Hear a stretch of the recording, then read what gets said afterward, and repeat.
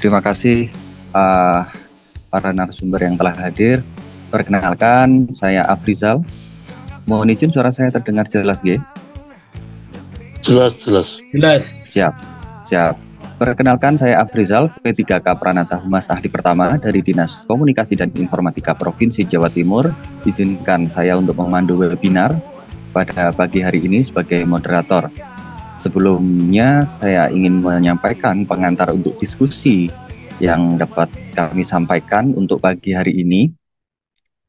Sesuai Undang-Undang Nomor 20 Tahun 2023 dijelaskan bahwa pegawai ASN adalah PNS dan P3K.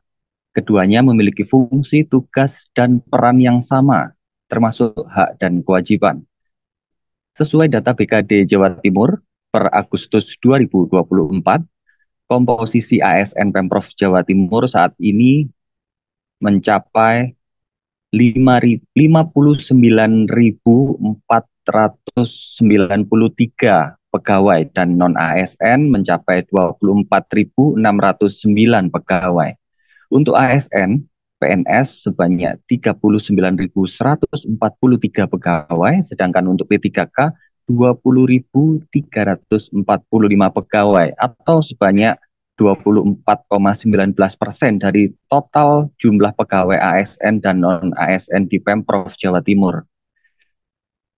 Tahun 2024 ini juga Pemprov Jawa Timur melalui BKD Jawa Timur melakukan rekrutmen CPNS untuk 2.314 formasi teknis dan nakes. Tahun ini juga terdapat rekrutmen P3K sebanyak 3.336 formasi baik guru, tenaga kesehatan, dan tenaga teknis, dengan tambahan total pegawai 5.650 pegawai yang akan masuk di jajaran Pemprov Jawa Timur tahun 2025 mendatang. Tentunya akan menambah kekuatan pegawai bagi Pemprov Jawa Timur untuk meningkatkan pelayanan kepada masyarakat Jawa Timur. Namun penambahan itu juga tentunya akan menambah beban belanja pegawai untuk gaji dan tunjangan di Pemprov Jawa Timur. Apakah penambahan tersebut juga bisa memberikan kesetaraan penghasilan bagi ASN Pemprov Jawa Timur? Sebagai informasi bahwa pemberian TPP PNS untuk di Pemprov Jawa Timur itu memang sudah sesuai kelas jabatan, dan untuk P3K sampai dengan bulan ini masih diberikan 50% dari gaji pokok yang nilainya hanya 18% dari perolehan TPP PNS sesuai kelas jabatan. Persoalan lain yang perlu kami sampaikan juga, Bapak Penjabat Gubernur Jawa Timur, Bapak Adi Karyono, telah menyampaikan jawaban atas pandangan umum fraksi-fraksi terkait Raperda APBD tahun 2025 di Gedung DPRD Jatim pada hari Sabtu 9 November yang lalu. Secara garis besar, Bapak PJ Gubernur menyampaikan APBD tahun anggaran 2025 merupakan periode pertama yang memberlakukan ketentuan baru terkait pajak daerah bagi Pemprov Jawa Timur, yakni terdapat penyesuaian pembagian hak beberapa komponen pajak daerah yang semula diakui oleh Pemprov Jatim secara penuh, kini beralih menjadi penerimaan pajak bagi pemerintah, kabupaten, atau kota. Hal ini juga tentunya berimplikasi terhadap penurunan proyeksi pendapatan dari sektor pajak daerah. Secara kuantitatif terdapat penurunan yang cukup besar dibandingkan proyeksi APBD tahun anggaran 2024. Untuk proyeksi pajak daerah APBD tahun anggaran 2024 sebesar 16 triliun lebih, dan terdapat penurunan 4 triliun pada APBD tahun anggaran 2025 menjadi 12 triliun. Dengan potensi APBD yang lebih rendah di 2025, seperti apa komposisi penghasilan ASN Pemprov Jawa Timur untuk belanja pegawai khususnya bagi P3K? Berdasarkan Permendagri nomor 15 tahun 2024 yang telah banyak beredar dan menjadi bahan perbincangan diskusi oleh kawan-kawan P3K khususnya di Provinsi Jawa Timur tentang pada poin 3.4.1.1.2 tentang tambahan penghasilan pegawai huruf F angka 8, itu ada kalimat yang sangat diharapkan oleh rekan-rekan P3K ini akan menjadi sebuah harapan baru. Jadi istilahnya P3K di Jawa Timur ini masih puasa terus karena penghasilannya jauh di bawah PNS dan bahkan di bawah PTT, take home pay-nya masih di bawah PTT yang non ASN. Ini kalimat ini sangat menjadi angin segar, yaitu besaran pembayaran TPP ASN atau tunjangan kinerja bagi ASN berdasarkan kelas jabatan tidak dibedakan pada kelas jabatan yang sama baik PNS maupun P3K. Ini adalah kalimat yang sangat dirindukan oleh rekan-rekan P3K di Indonesia, khususnya di Jawa Timur. Namun, apakah regulasi tersebut dapat menjadi acuan bagi pemerintah daerah, khususnya Pemprov Jawa Timur, sebagai dasar kebijakan untuk penyusunan APBD 2025 yang informasinya akan diputuskan pada tanggal 18 November 2024 mendatang? Artinya masih ada waktu kurang lebih sekarang 6 hari menuju ke uh, paripurna Dewan yang juga nantinya juga akan dihadiri oleh Pak Jordan. Lalu sebelum menggelar webinar pada pagi hari ini, IPNK Jawa Timur juga kami informasikan telah bersurat kepada Bapak PJ Gubernur tanggal 2 Oktober untuk permohonan audiensi. Telah didisposisi pada tanggal 4 Oktober 2024, beliau minta untuk dijadwalkan bertemu dengan pengurus IPNK Jawa Timur. Namun hingga 12 November 2024 pada hari ini disposisi yang sudah turun ke Bapak PJ Sekda sampai ke Biro Admin belum ada konfirmasi agenda untuk audiensi, sehingga IPNG melakukan langkah webinar ini juga menjadi bagian dari ikhtiar bersama kawan-kawan P3K Pemprov Jawa Timur, khususnya untuk tenaga kesehatan dan tenaga teknis, untuk memperjuangkan hak mendapatkan penghasilan yang layak dan setara dengan ASN PNS. Dalam webinar yang digelar IPNK Jawa Timur ini, kami telah mengundang 3 narasumber untuk hadir pada pagi hari ini, yaitu Menteri Dalam Negeri, Bapak PJ Gubernur Jawa Timur, dan juga Ketua DPRD Jawa Timur. Saat ini 3 narasumber telah terkonfirmasi hadir dari Kemendagri, Pemprov Jatim, dan DPRD Jatim. Yang pertama adalah perwakilan dari Direktorat Jenderal Bina Keuangan Daerah Kemendagri, Bapak Dr. Andes Roy Jones Eramus Salamoni, selaku analis keuangan pusat dan daerah ahli media pada Subdirektorat Perencanaan Anggaran Daerah Wilayah 3. Narasumber yang hadir juga sudah bergabung dalam webinar kita kali ini adalah narasumber kedua, anggota Komisi A DPRD Jawa Timur yang membidangi urusan pemerintahan termasuk kepegawaian, yang telah hadir bersama kita, Bapak Yordan M. Batarakoa STMSI. Beliau dari fraksi Partai Demokrasi Indonesia Perjuangan dari Dapil 1 Kota Surabaya. Alhamdulillah telah hadir. Terima kasih Pak Yordan. Selaku narasumber ketiga adalah sesuai dengan disposisi dari Bapak PJ Gubernur yang turun kepada Bapak PJ Sekda dan akhirnya turun kepada Kepala Biro Organisasi, dan yang hadir pada pagi hari ini adalah Bapak Amri Rahim selaku Kepala Bagian Kelembagaan dan Analis Jabatan Biro Organisasi Sekretariat Daerah Provinsi Jawa Timur, mewakili Bapak PJ Gubernur Jawa Timur. Tadi sudah disinggung juga oleh MC Bu Ani, hadir pula dari Pemprov Jawa Timur, ada Kepala Bidang Perencanaan, Pengadaan, Pengolahan Data, dan Sistem Informasi ASN, Badan Kepegawaian Daerah Provinsi Jawa Timur, Bapak Hashim Ashari. Matur nuwun juga rawuhipun Pak Hashim, nanti mungkin juga bisa memberikan tambahan informasi dalam diskusi kita pada pagi hari ini. Berikut acara webinar mengawal kebijakan Pemprov Jawa Timur dalam penerapan Permendagri 15 tahun 2024 untuk kesetaraan dan keadilan penghasilan bagi aparatur sipil negara. Untuk narasumber pertama, perwakilan dari Direktorat Jenderal Bina Keuangan Daerah Kemendagri kepada Bapak Dr. Andes Roy John Eramus Salamoni, mohon maaf, analis keuangan pusat dan daerah ahli media pada Subdit Perencanaan Anggaran Daerah Wilayah 3, disilahkan untuk menyampaikan paparannya terlebih dahulu. Pak Frisal, terima kasih banyak. Suara saya bisa didengar, Pak Frisal? Jelas, Bapak. Terima kasih, Jelas, Pak Pak. Roy. Oke, matur suwun, Pak Frisal. Ya, Bapak Ibu yang saya hormati, saya cintai dan saya banggakan, mohon izin, selamat pagi. Assalamualaikum warahmatullahi wabarakatuh. Saya sapa dengan penuh hormat, berturut-turut izin Pak Yordan M. Batara dari DPRD Provinsi Jawa Timur. Mohon Iya, izin. selamat pagi. Yes, selamat pagi Pak. Pak Amril yang mewakili Bapak Pejabat Gubernur Provinsi Jawa Timur, pun Pak Hasim yang hadir bersama-sama dengan kita. Jadi saya sapa Bapak ya berdua saja.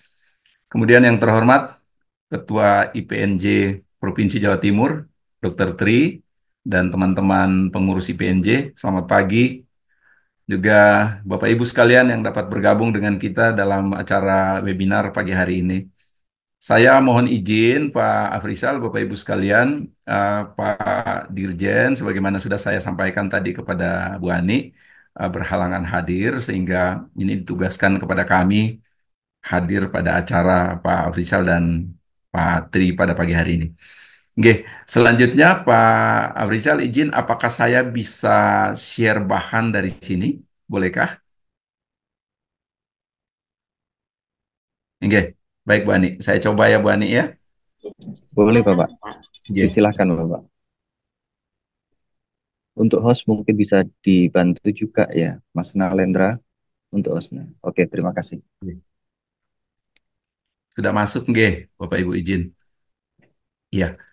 Eh, Bapak dan Ibu sekalian mohon izin sebagaimana diantar tadi oleh Pak Afrizal, maka Bapak Ibu sudah sama ketahui bahwa Permendagri 15 tahun 2024 tentang pedoman penyusunan APBD 2025 sudah diterbitkan oleh Menteri Dalam Negeri. Selama 2 tahun ini, Bapak Ibu sekalian, memang pedoman APBD agak terlambat. Hal itu berkaitan dengan bagian awal dari pedoman itu, yaitu penentuan rencana pembangunan pemerintah atau RKP tahun 2025 sama dengan RKP 2024 sendiri, memang agak agak terlambat, Bapak Ibu.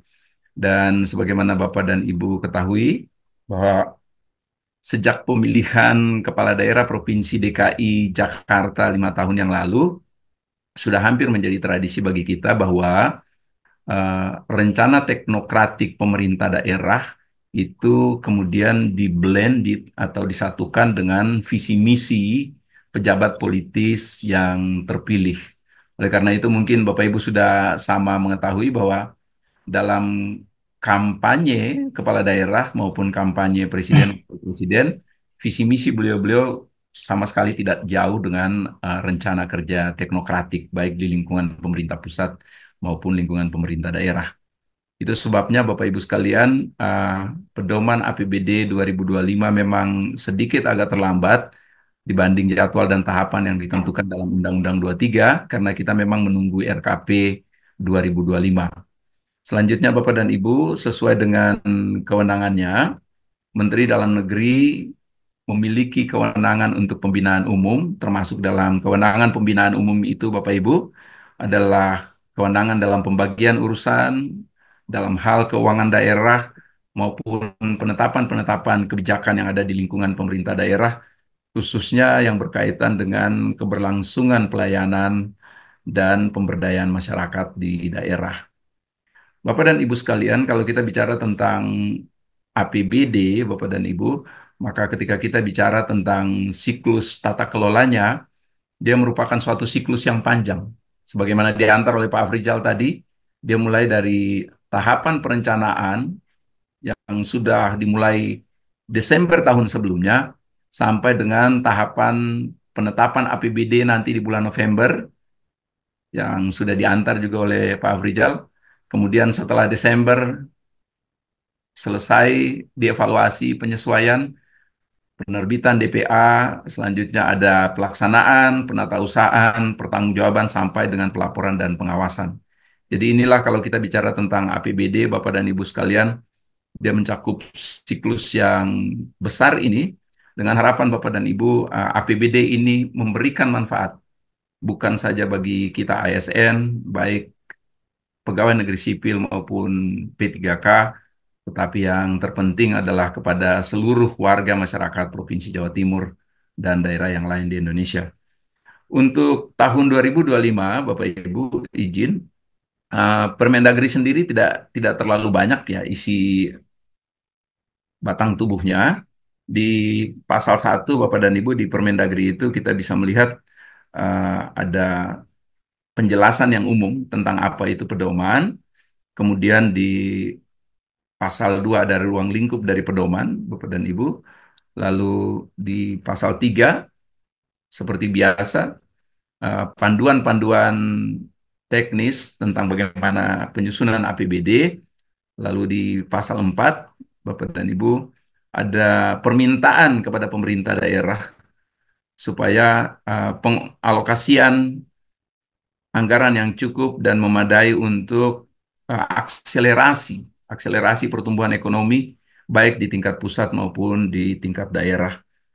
Kemudian di pasal 5, Bapak dan Ibu, penyusunan APBD diminta untuk sesuai dengan tahapan dan belanjanya serta pembiayaan sebagaimana diantar tadi oleh Mas Afrizal, cukup panjang pengantarnya tapi sangat-sangat penting bagi kita, sebuah kesadaran bagi kita bersama bahwa ada keinginan yang harus kita perjuangkan, ada aspirasi yang harus kita perjuangkan.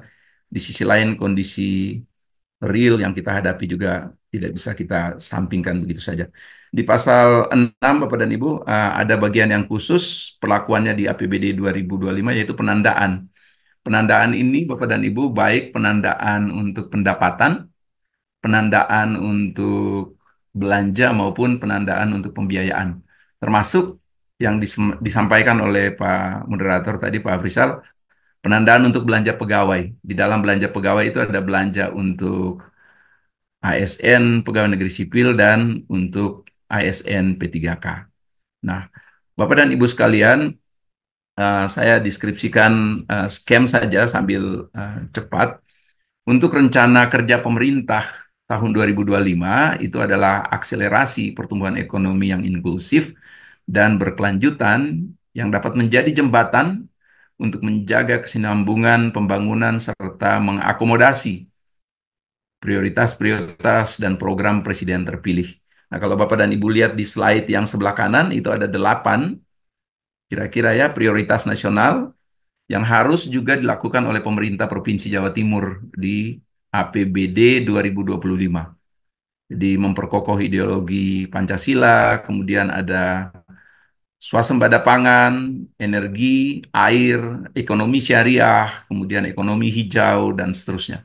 Ini harus ada dalam dokumen APBD Provinsi Jawa Timur karena Bapak Ibu izin, sejak terbit Undang-Undang 25 tahun 2004 kita mengetahui bahwa uh, kerangka pembangunan jangka menengah daerah itu sesuai dengan visi misi kepala daerah terpilih. Jadi aspek politisnya luar biasa besar. Nah, dalam Undang-Undang 1 kita minta untuk ada sinergi, ada keselarasan. Jadi siapapun yang terpilih di lingkup Provinsi Jawa Timur, siapapun yang terpilih di lingkup kabupaten kota di Jawa Timur, kita bersama-sama bekerja untuk mendukung Presiden dan Wakil Presiden terpilih selama 5 tahun ke depan dengan ini 8 program prioritas.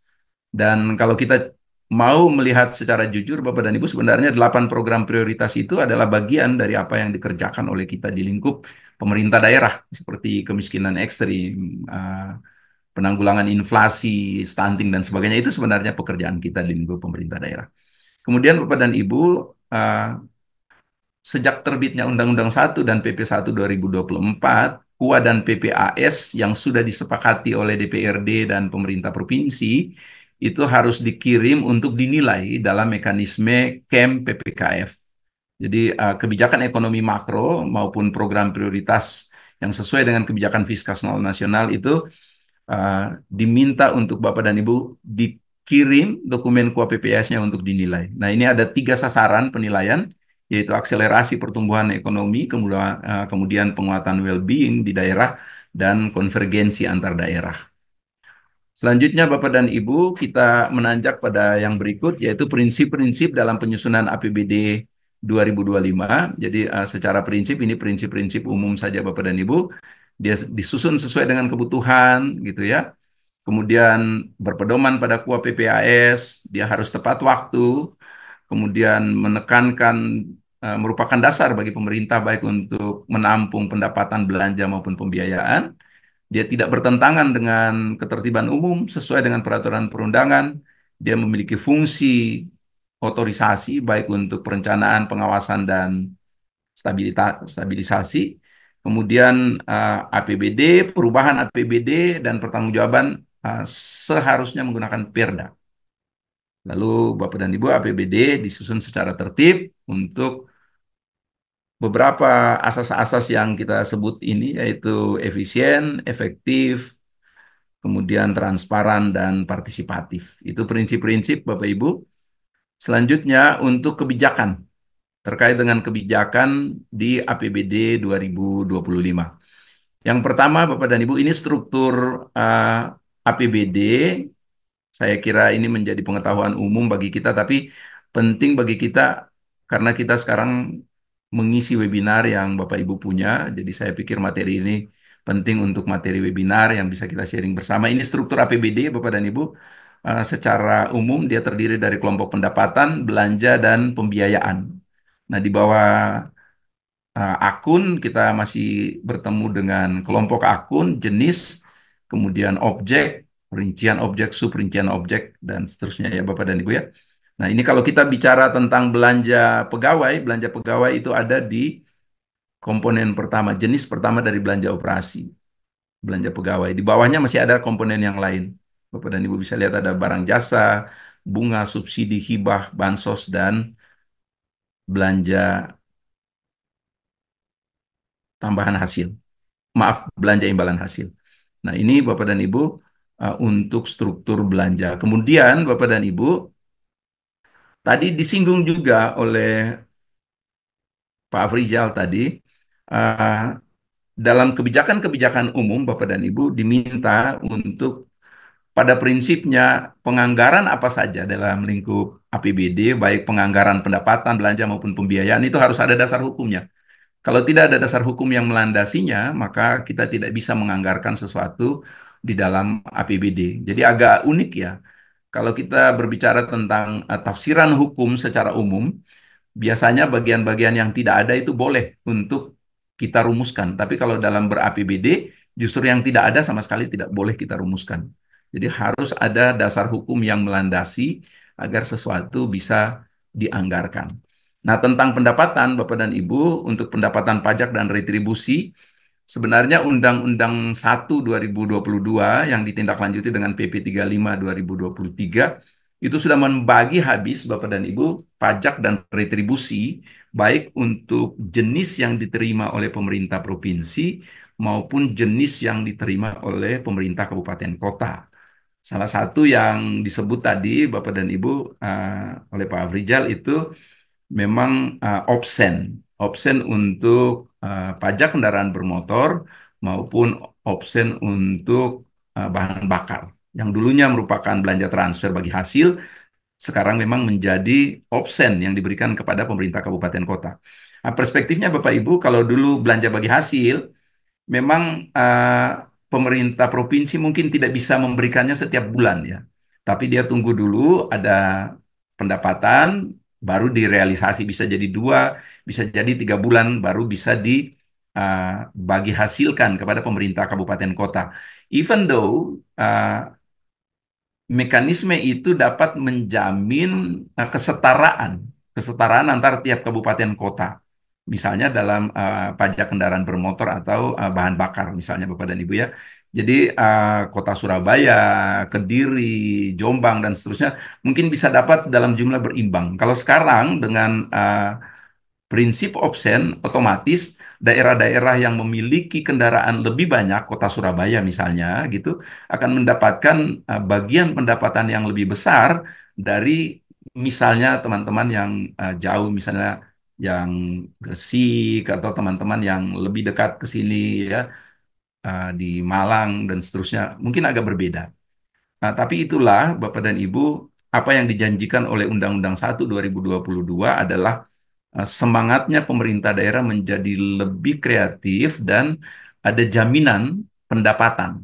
Dalam konteks ini adalah jaminan pendapatan untuk pemerintah kabupaten kota, tetapi tentu saja untuk pemerintah provinsi memang ada penurunan pendapatan. Angkanya tadi disebut oleh Pak Afrizal tadi sekitar 4 triliun rupiah ya kalau tidak salah tadi. Nah, izin Bapak dan Ibu, ini untuk pajak dan retribusi di daerah ada memang beberapa, saya ini sambil skip saja mungkin Bapak dan Ibu, saya mencoba mempercepat saya untuk pajak ada jenisnya memang Bapak dan Ibu. Nah, ini Bapak Ibu, oh maaf ini lain-lain pendapatan asli yang sah.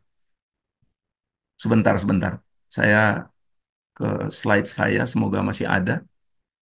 Ada memang beberapa pajak yang sudah ditentukan untuk Bapak dan Ibu. Nah, ini Bapak dan Ibu izin di slide ini Bapak dan Ibu bisa melihat yang sebelah kanan ya. Ada beberapa pajak yang tidak lagi ada yang berwarna merah itu, seperti pajak hotel, pajak restoran, hiburan, reklame, penerangan jalan, pajak parkir itu sudah tidak ada lagi. Sebaliknya ada jenis yang baru yaitu pajak barang jasa tertentu. Jadi Bapak dan Ibu lihat dari sisi pendapatan pajak pun kita sebenarnya memang uh, semakin sedikit. Maksud dari jenis yang semakin sedikit ini sebenarnya untuk efektivitas karena ada jenis baru lagi sebenarnya yang muncul yang kemudian memasukkan bagian-bagian yang hilang dari uh, apa yang disebut di atas. Kemudian untuk retribusi sendiri Bapak dan Ibu, Bapak dan Ibu bisa, oh maaf ini lain-lain pendapatan, saya mencari retribusi. Untuk retribusi sendiri Bapak dan Ibu memang tinggal 4 jenis retribusi. Sebentar, saya lihat. Hanya tinggal 4 jenis retribusi yang bisa diambil oleh pemerintah daerah dan diharapkan Bapak dan Ibu dengan semakin sedikitnya fokusnya kita pada jumlah retribusi yang sedikit, pemerintah daerah bisa memanfaatkan kesempatan itu untuk mengaturnya dengan jauh lebih baik. Nah, selanjutnya Bapak dan Ibu saya ke yang berikut untuk lain-lain PAD yang sah. Nah, Bapak dan Ibu bisa lihat di sini ada kurang lebih 23 ya Bapak dan Ibu jenisnya, mulai dari hasil penjualan BMD yang dipisahkan sampai dengan hasil pengelolaan dana cadangan dan seterusnya. Ini adalah jenis dari lain-lain pendapatan daerah yang sah. Untuk pendapatan transfer Bapak dan Ibu, pemerintah pusat, pemerintah dalam hal ini memang memberikan transfer kepada pemerintah daerah dalam rangka pelaksanaan Undang-Undang Dasar 45, yaitu cabang-cabang kekuasaan negara yang didaerahkan itu diberikan pendapatan transfer dalam rangka mendukung pelayanan pemerintah daerah. Nah, Bapak dan Ibu bisa lihat untuk transfer ada bagian transfer pemerintah pusat, kemudian ada bagian transfer pemerintah daerah. Nah, Bapak dan Ibu izin, ini ada bagian-bagian yang diberi tanda satu, itu ya, yang tanda satu itu sudah tidak ada lagi. Jadi dana perimbangan tidak ada, kemudian dana insentif daerah itu sudah tidak ada lagi. Sebaliknya ada yang baru, itu dana insentif fiskal, ada dana bagi hasil, dana alokasi umum, dan dana alokasi khusus. Yang semula dia ada di jenis, sekarang dia naik menjadi kelompok dari pendapatan transfer pemerintah pusat.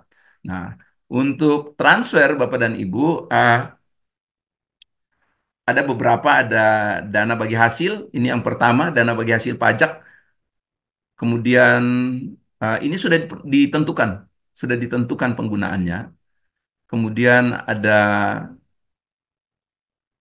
cukai hasil tembakau, juga sudah ditentukan ini untuk mendanai peningkatan kualitas bahan baku, ada kegiatannya, ada pembinaan industri, kemudian ada pembinaan kualitas lingkungan, ini untuk DBH dan CHT, ada untuk sosialisasi, ada untuk pemberantasan barang kena cukai, dan lain-lain kegiatan yang sudah ditentukan oleh ketentuan peraturan perundangan. Untuk DBH Bapak dan Ibu, kelompoknya ada paling tidak 2 bagian besar ini sebenarnya. Ada untuk DBH sumber daya alam, Bapak dan Ibu, ada kehutanan, ada minerba, migas, kemudian ada perikanan, ada panas bumi dan sebagainya. Prinsipnya itu begini Bapak dan Ibu.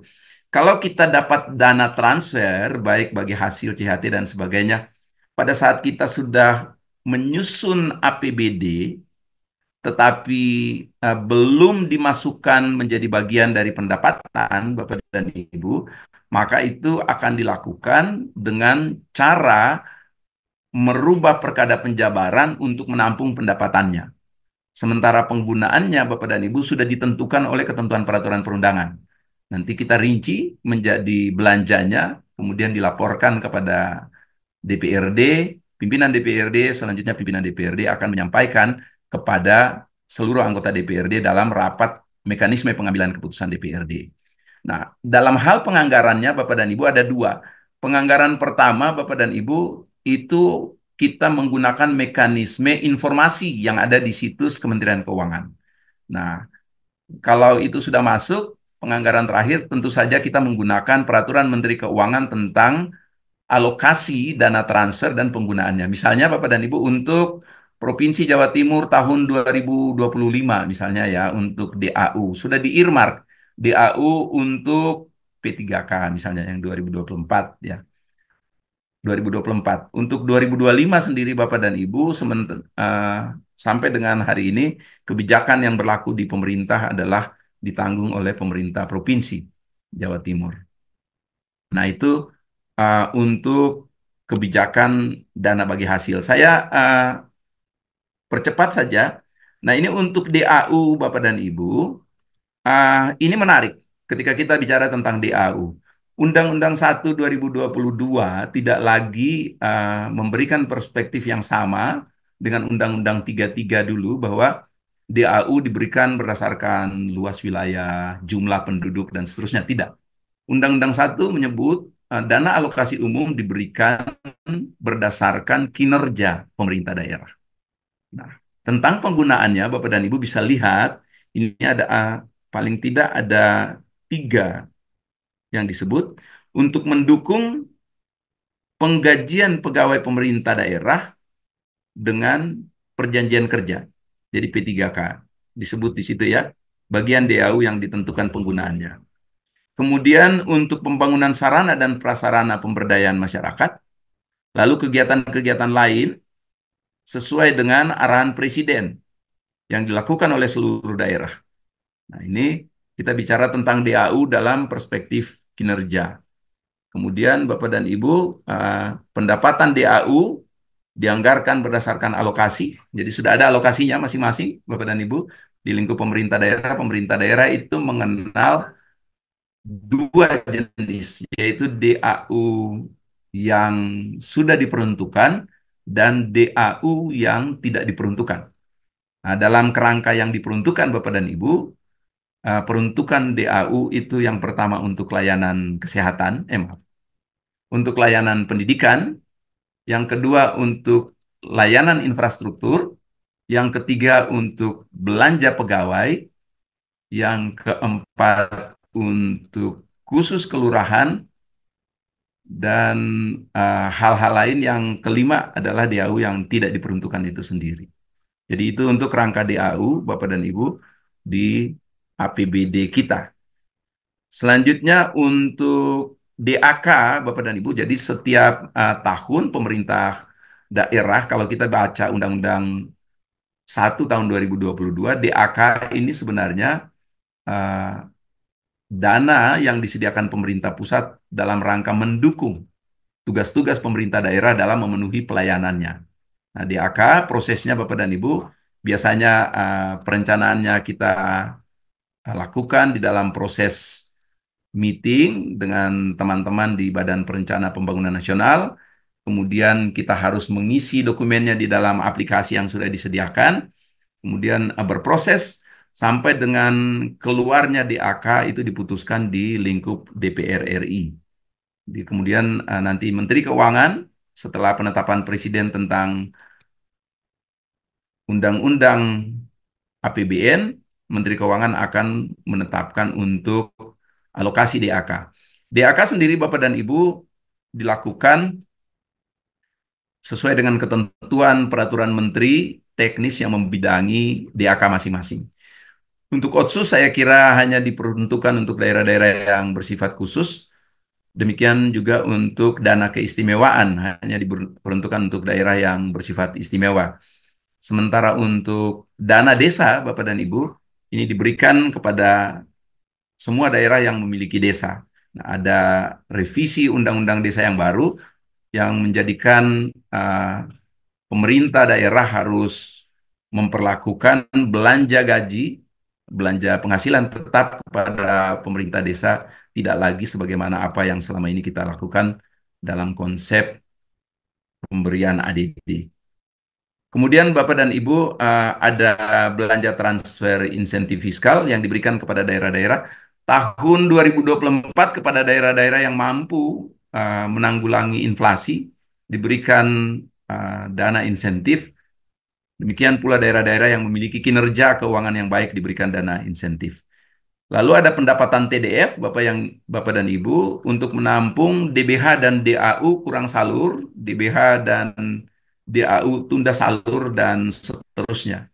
Nah, untuk penganggarannya Bapak dan Ibu, di APBD Provinsi Jawa Timur 2025 dikembalikan kepada sumber dari mana TDF itu berasal. Jadi kalau dia berasal dari DAU, dia dikembalikan ke DAU. Kalau dia berasal dari DBH, dikembalikan kepada DBH. Kemudian Bapak dan Ibu masih ada belanja yang terakhir yaitu belanja transfer, transfer antar daerah. Ini ada belanja bagi hasil. Jadi pemerintah Provinsi Jawa Timur dapat membantu pemerintah kabupaten kota dalam kerangka dana bagi hasil. Maaf. Eh, ya, kemudian dana bagi hasil ini diberikan sesuai dengan pendapatan bagi hasil yang diperoleh oleh tiap-tiap kabupaten kota di Jawa Timur. Ada juga belanja bantuan keuangan dalam konteks transfer. Pemerintah provinsi dapat memberikan bantuan keuangan kepada pemerintah kabupaten dan sebaliknya. Pemerintah kabupaten dapat memberikan bantuan keuangan kepada pemerintah provinsi. Nah, ini Bapak dan Ibu untuk lain-lain pendapatan asli daerah yang sah, ini ada yang menarik, yang baru diatur dalam Undang-Undang 1 2022, yaitu pendapatan hibah. Nah, Bapak dan Ibu bisa lihat pendapatan hibah ini ada pendapatan hibah dari pemerintah pusat, hibah dari pemerintah daerah, hibah dari kelompok masyarakat atau perorangan di dalam negeri. Kemudian ada hibah dari badan dan lembaga serta organisasi baik dalam negeri maupun luar negeri.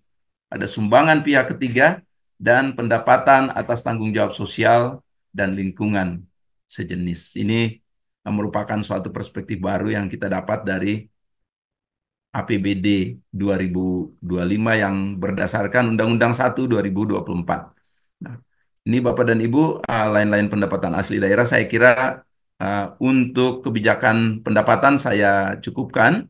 Kemudian untuk belanja Bapak dan Ibu, uh, kalau kita bicara belanja dalam pemerintah daerah, tadi Bapak dan Ibu sudah sama saya tayangin, paling tidak ada 4 kelompok besar dari akun belanja, yaitu belanja operasi, kemudian belanja modal, ada belanja transfer, dan belanja tidak terduga.